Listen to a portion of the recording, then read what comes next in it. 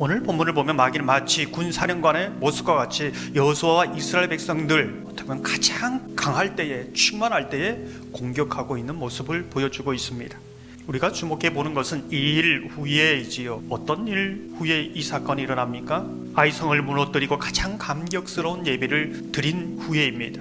아이성에게 승리를 주신 하나님 앞에 승리의 축가를 부르며 찬양을 부르며 나아갈 때지요.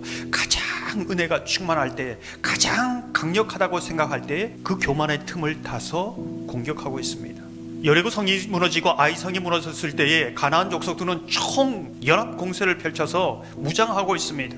그것을 이스라엘 백성들은 보고 있고 듣고 있었습니다. 그래서 무장합니다. 잘 준비합니다. 그러나 어디가 뚫렸는가? 가장 평범하게 보이지만 가장 강력한 곳, 전쟁의 승리를 좌우하는 곳, 기도의 자리를 소홀히 했다는 것, 성경이 경고하고 있습니다. 마귀가 그 틈을 노려서 지금 공격하고 있는 것이지요. 여호수아는, 그 지도자들은 기도하는 사람 아닙니까? 그렇지만 승리에 취해서 기도의 자리를 소홀히 합니다. 기도의 자리를 잠시 떠나 있는 것이지요. 우린 여기서 중요한 영적인 패턴을 보아야 합니다. 두 가지 패턴이 있습니다. 넘어지고 아파하고 회개하면 눈물 흘리면서 주님 앞에 나오는 그러한 패턴. 또 하나의 패턴은 늘 어떤 때에도 기도하면서 피할 곳은 피하고 넘어갈 곳은 넘어가면서 늘 승리하는 영적 패턴.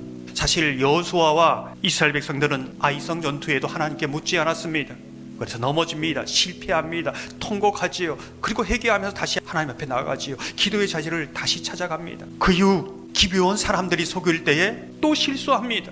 왜 그럴까요? 기도의 자리를 떠나 있을 때, 기도의 자리를 소홀을 할 때에, 그리고 아파하죠. 눈물 흘립니다. 원망이 있습니다. 어떤 영적 패턴으로 살아갈 건가? 우리는 오늘 본문을 보면서 질문합니다. 왜 여호수아와 그 지도자들은 하나님께 묻지 않았을까?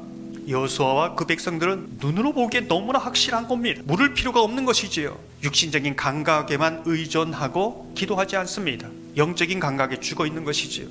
그러기에 마귀를 이길 수 없는 것입니다. 성경은 꼭 꼬집어 이렇게 말하고 있습니다.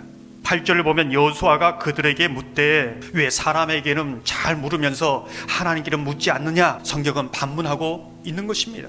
육신적인 감각에서 거기를 넘어 영적인 감각으로, 믿음의 감각으로 나아가라고 말하고 있는 것이지요. 오늘 본문을 계속해서 보면 이 일 후에 시간적인 흐름을 통해서 주시는 메시지가 있습니다. 지금 이스라엘 공동체 안에서는 사흘 후에 어떠한 일이 벌어지고 있습니까? 여호수아나 기브온 사람이나 자기의 실수와 잘못을 이렇게 감추고 오지 않았습니까? 그런데 금방 드러나는 겁니다. 감출 수가 없는 것이죠. 하나님의 공동체 안에서는 감출 수가 없습니다. 여호수아는 기브온에게 내가 속았구나, 그것을 깨닫게 됩니다. 기브온을 볼 때 아픔이고 상처입니다. 기브온 사람들은 어떻습니까? 여호수아와 이스라엘 백성들을 속였다는 그것도 다 드러난 겁니다. 이게 다른 공동체가 아니라 하나님의 공동체 안에서 이렇게 나옵니다. 모든 내 속에 있는 아픔과 상처가 다 터져 나오고 그것이 하나님의 공동체이다. 이것을 보여주고 있는 것이지요. 속고 속이는 아픔과 상처를 가지고 살아가는 공동체입니다. 인간적으로 생각해 보면은 여호수아는 그 기브온을 매일 보면서 내가 실수했는 사람, 내가 잘못한 사람, 기브온을 매일 보면서 그것을 생각하지 않았을까요? 눈에 가시입니다. 기브온은 어떻습니까? 여호수아와 그 백성들을 볼 때 자신이 속였다는 그 자책감으로 살아가지 않았을까요? 오늘 분위기를 보면 이스라엘 공동체 안에서는 기브온을 향하여 일을 가는 사람이 있었습니다. 때로는 빨리 쫓아내야 된다고 생각하는 사람도 있었습니다. 반면에 기브온 사람들은 이스라엘보다 상대도 안 되는 강한 군사입니다. 내가 이런 대우를 받으려고 여기까지 왔는가? 내가 가나안 족속과 연합 전선을 펴서 싸우는 것이 더 낫지 않겠는가? 별의별 생각을 다 하는 겁니다. 중요한 사실은 여호수아와 이스라엘 백성들도 기브온도 이런 육신적인 감각, 생각, 감정, 이 모든 것을 다 내려놓고 영적인 감각, 믿음의 감각, 하나님의 말씀 앞에 서고 있다는 것을 보여주고 있습니다. 여호와로 그들에게 맹세하였은즉 이제 그들을 건드리지 못하리라. 기브온 사람들은 하나님을 바라보며 피했습니다. 하나님의 진리 안으로 피했습니다. 근데 하나님은 하나님의 진리 안에서 그들을 보호해 줍니다. 오늘 보면은 그들을 건드리지 못하리라. 하나님의 진리 안에서 기브온 사람을 보호해 주고 있습니다. 사실 기브온 사람들이 누구인가? 저와 여러분, 우리의 모습이라는 것을 성경은 말해주고 있습니다.